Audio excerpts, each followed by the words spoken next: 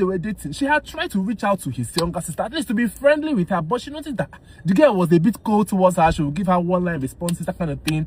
She said, okay, no wahala, let her just, be on her own. By the way, the younger sister is not in Nigeria. Younger sister is in Canada. Do you understand? But she will try and, reach out once based on, say, you're my sister-in-law, now let's be friends. But the girl was cold. She felt like, maybe, you know what, let me just be on my own and respect myself. Anyway, let's come back. So she was on her own now.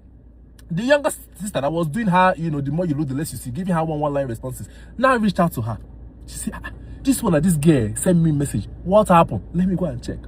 She now said, are you free to talk? She said, yes. She said, okay. Next thing, the sister-in-law to be begin to call her phone. She picked up. She said to her, the only reason I had not said this to you all this while was because you and my brother were just dating. I didn't think that people were actually going to get married. But now that it's looking like marriage is in the pipeline, I want to ask you a question.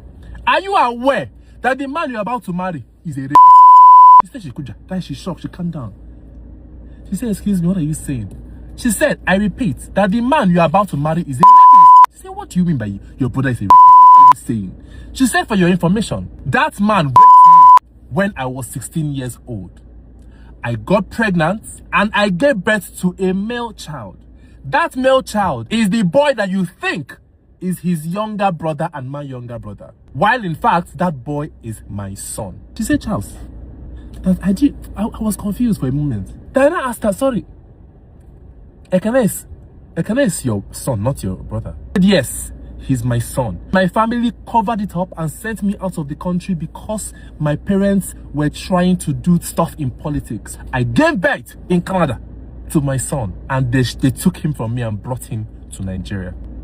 She said, I know it's a lot for you to digest right now, but that man you're about to marry is not a good man. And if he claimed he loved you, he should have told you this.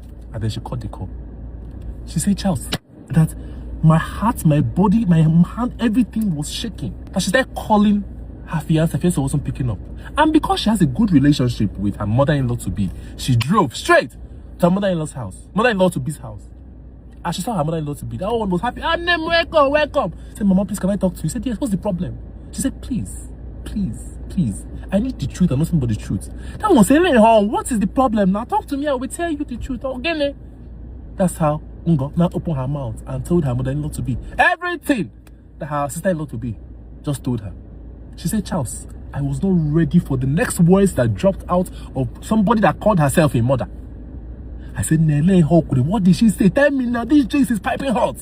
She said that her mother-in-law opened her mouth to eat to drink garri and sugar and salt with crayfish and pepper and told her that boys will be boys now. Jesus.